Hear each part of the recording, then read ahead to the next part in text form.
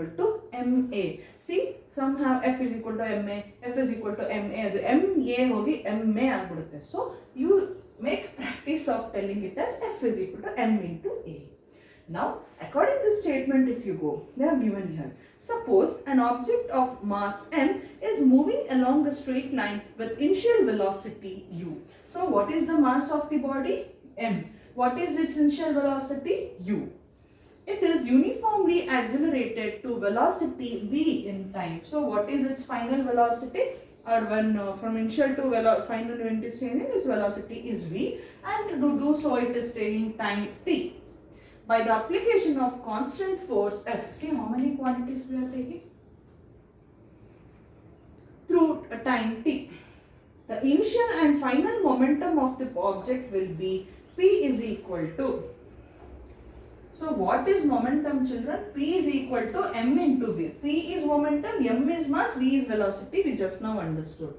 Now, for the initial velocity, in place of m into v, what they are writing is P is equal to m same. What is the initial velocity? U. So, P is equal to m into u for first case. And once the object started to move, what there was object of mass. So, when the object started to move, its velocity changed from u to v. So, now after the change in velocity, its formula for momentum would be P is equal to m into v. That is what they are given. M into P1 and P2 they have taken. So, let us also take it as momentum 1 and momentum 2. Momentum 1, P1 is for the initial velocity. P2 is the changed velocity, final velocity v. The change in momentum is proportional to P2 minus P1. Change in momentum. In the statement of Newton's second law was, what is the first statement? Rate of change of momentum. Let me write the heading here. Newton's second law. Okay, now rate change of momentum. Rate of change of momentum is what? Is proportional to P2 minus P1, isn't it? Initially, the object was at rest. It started to move slowly. That is initial velocity u. Suddenly, it gained acceleration and it started moving further with velocity v in time t when force F was applied on an object of mass m. See, all the quantities we explained related like this. So, there is change in momentum, means compared to initial and final velocity, the momentum of the object which is moving is changing. So, change of momentum is directly proportional to what? P2 minus P1. What is P2 and what is P1? We have here. Now, next what they have done is proportional. I'll bring this proportionality little towards this side because I want place here to write. Now, what is P2? It is m into v. Correct? What is P1? It is m into u. So, change of momentum or change in momentum, not change of, yes, I am right. So, change of change in momentum is proportional to P2 minus P1, and we substituted what is P2, it is m into v, what is P1, m into u. So, it is proportional to, one more time I will write the proportionality symbol, mv minus mu. What is common, children? M is common. And I am left with v minus u. M I took out as common factor. I am left with v minus sign as it is. I am left with u. Now, initial velocity, final velocity minus the initial velocity we got.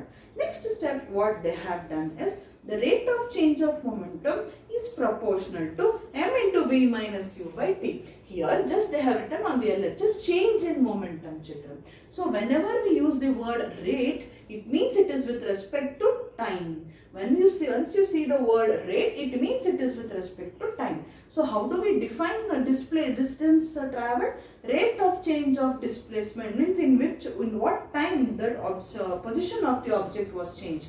What is velocity? Rate of change of distance in time. What is acceleration? Rate of change of velocity means with in what time the velocity of the object is changing. So, everywhere we use the word rate, children. Rate means time here. So, till now we were just talking about the concept of change in momentum, which is directly proportional to P2 minus P1, that is change in momentum. So, m into v minus v. Once I write on my RHS the term rate of change of momentum, proportionality symbol as it is, I have to introduce the quantity time here. I have to introduce the quantity t. Correct? So what I got on my RHS now, m into v minus u previously which I had, I am writing it as it is. But I am dividing that by t. Why am I dividing it by t? Because I am considering the rate of change of momentum. Once we see the word rate, the concept of time should be introduced.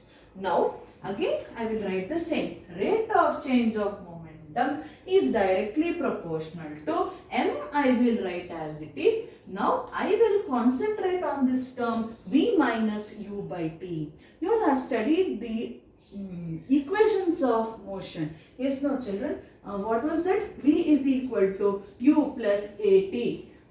V square minus u square is equal to 2as. S is equal to u plus half at square, ut plus half at square. All the three laws of motions you have studied. For time being, I am considering only first law of motion. What is it? V is equal to u plus at. So, when we, this is V is equal to u plus at. From this formula, while solving the numericals, we used to write one formula for acceleration. What is it, children? A is V minus u divided by t. Do you all remember this? Yes. Formula for acceleration is V minus u by t. Now if you look at our dabba, what do we have in dabba? V minus u by t. So now can I replace this V minus u by t by acceleration A? Yes, I can. So I will replace this dabba with A, which is acceleration, which is equal to V minus u by t from equations of motion. Now what is rate of change of momentum? It is nothing but force, children. Rate of change of momentum is nothing but force. So on my LHS, this sentence rate of change of momentum is nothing but the external force acting on the body. So I replace that by letter F. And proportionality symbol I am writing as it is. And on my RHS, I have the product of mass and acceleration. I will write it as it is. Now I want to remove this proportionality symbol. I will write that here. To remove the proportionality symbol, what is the condition? We need to introduce a constant and then put is equal to. So LHS F I will write as it is. Replacing the proportionality means is equal to some constant k and m into a as it is. So F is equal to k into m into a, where k is constant. If at all we say that constant is unity, constant is unity. Word unity means 1. If at all we consider the constant k to be equal to unity, then F is equal to 1 into m into a is just ma, which is the Newton's second law of motion. That is the mathematical form of Newton's second law of motion. F is equal to m into a. We first understood the concept of momentum, children. Then we learned the formula for it. P is equal to m into v. Next, with the help of example, we came to the concept that change in momentum, which was moving with some initial velocity u, final velocity v. We wrote that change in momentum is proportional to P2 minus P1. P2 is m into v, P1 is m into v, is u substituted, m common order, v minus u bantu. So rate of change of momentum andaga, we will divide this by t. From equation of motion, we know that v minus u by t is a. So F is that is becomes m into a. Rate of change of momentum is nothing but the force, external force acting on the body. So F is proportional to m into a. To remove the proportionality symbol, we introduce the constant k. If at all we say the constant is equal to unity 1, then F is equal to m into a, which is the mathematical form of Newton's second law of motion. Understood? This derivation is very, very important, children. That is what is being given to you here. So F is equal to m into a. That is the mathematical formulation of Newton's second law of motion. What do we have next? Yes, this also we have studied already. Now, here a fielder pulls his hands gradually with a moving ball while handling a catch. And you know, no, the unit of force is Newton. I forgot to tell you. Unit of force is Newton. How? If at all not Newton, See, you in your test or exam, you will suddenly forget the unit of force, Newton anta. Avag ಏನು ಮಾಡಬೇಕು? You should remember this formula. F is equal to m into a. What is the unit of mass? SI units ಬರಿಬೇಕು. Unit of mass is kg. Unit of acceleration is meter per second square. Unit of velocity is meter per second. Acceleration is meter per second square. So kg meter per second square andre it is Newton. Either you can write Newton or kg meter per second square, but remember the Newton. So next we have the second law of motion is often seen in action in our daily life. Have you noticed that while catching a fast moving cricket ball, a fielder in the ground gradually pulls his hands backwards with the moving ball. In doing so, the fielder increases the time during which the high velocity of the moving ball decreases to zero. Thus, the acceleration of the ball is decreased and therefore the impact of catching the fast moving ball is also reduced. If the ball is stopped suddenly, then the high velocity decreases to zero in a very short interval of time. Thus, the rate of change of momentum of the ball will be large. Therefore, a large force would have to be applied for holding the catch that may hurt the palm of the fielder. In a high jump athletic event, the athletes are made to fall either on a cushioned bed or on a sand bed. This is to increase the time of athletes' fall to stop after making the jump. This decreases the rate of change of momentum and hence the force. Try to ponder how a karate player breaks a slab of ice with a single blow. The first law of motion can be mathematically stated from the mathematical expression for second law of motion. How? F is equal to m into a. And so again going back, F is equal to m into v minus u, Ft, rate of change of momentum, mv minus mu. That is when F is equal to 0, v is equal to u. When F is equal to 0, v is equal to u for whatever time t is taken. This means that the object will continue moving with uniform velocity u throughout the time t. If u is 0, then v will also be 0. That is, the object will remain at rest. So from second law, they are arriving at first law, children. What actually they are doing is, here I will consider. With step F is equal to m into a. From where shall we go? We'll write it clearly in a deck.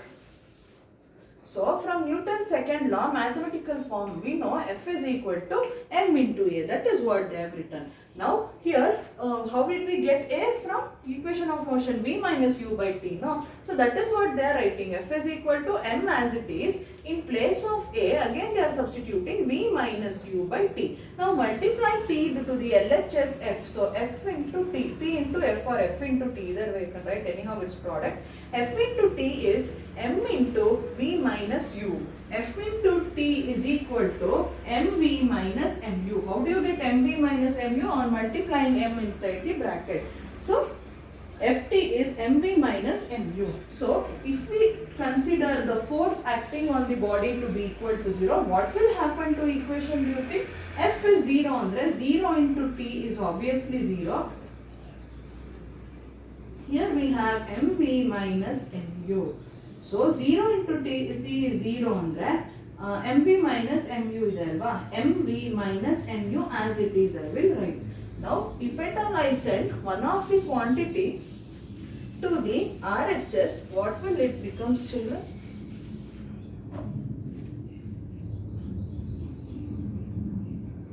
What I will write is, once more I will write 0 is equal to mv minus mu. I have now. How? You can look here. What I do is 0 is equal to, see, no need of taking out common. I am multiplying inside I do.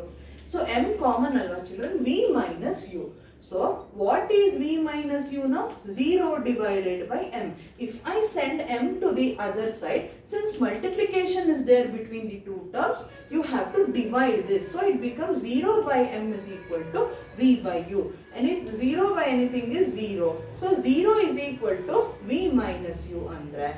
V is equal to u aglilva. How it became andre? Minus u when I send to the other side, it becomes plus u, which is equal to v as it is. So initial velocity became now is equal to final velocity. Here one more concept I want to tell you. Means concept of mathematics, not physics. See here, children.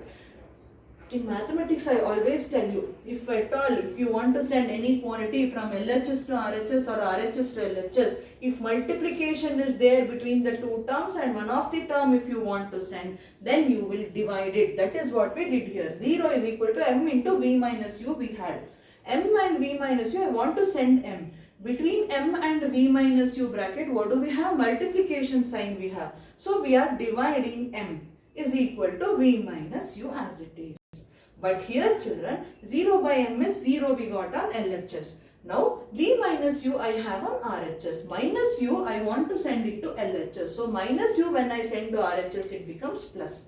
See, in between any two quantities, if you want to send one quantity to either LHS or RHS, if at all in between those two quantities, if plus or minus sign is there, when you send it to the other side, the sign will change. If at all multiplication is there in between two quantities, among which one you want to send to either of the side, then you will divide it. Please keep this concept in mind. So what we got is, we got v is equal to u. That is what they have done.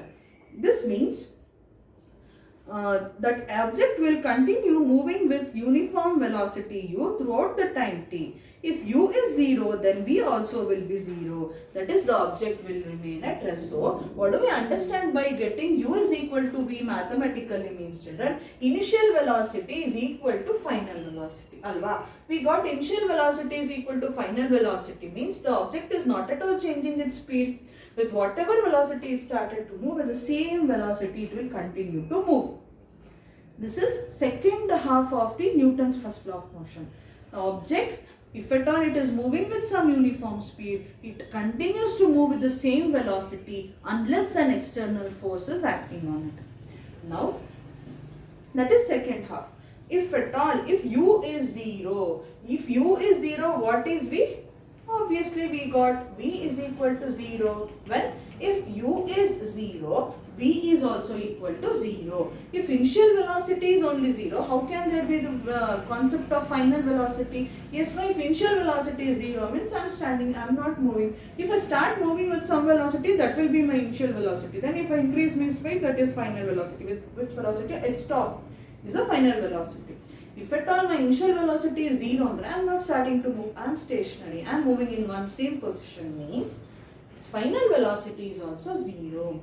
Means if the object is at rest, it continues to be in the state of rest unless an external force is acted upon it, which is first half of Newton's first law of motion. In the concept v is equal to u, what did we say? If at all the body's initial velocity is equal to final velocity, andre, if the object is moving with some velocity, unless a force is acted upon it, it continues to move with the same initial velocity.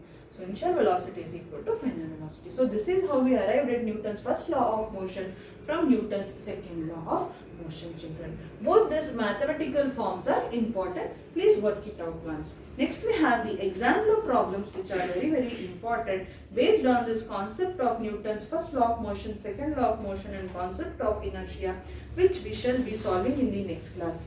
Till then, you have nothing to write in your classworks till now. What work now you have is reading the textbook thoroughly, all the concept, balanced and unbalanced force, Newton's first law of motion, concept of inertia and mass, Newton's second law of motion, its mathematical derivation, what is momentum, then again arriving at Newton's first law of motion from Newton's second law of motion. Please get thorough with all these concepts, children. Next class we shall be solving with the numericals. And shortly I will be sending you the notes of this lesson as well. Don't wait for me to complete the lesson. You can start writing your classwork. Thank you, children.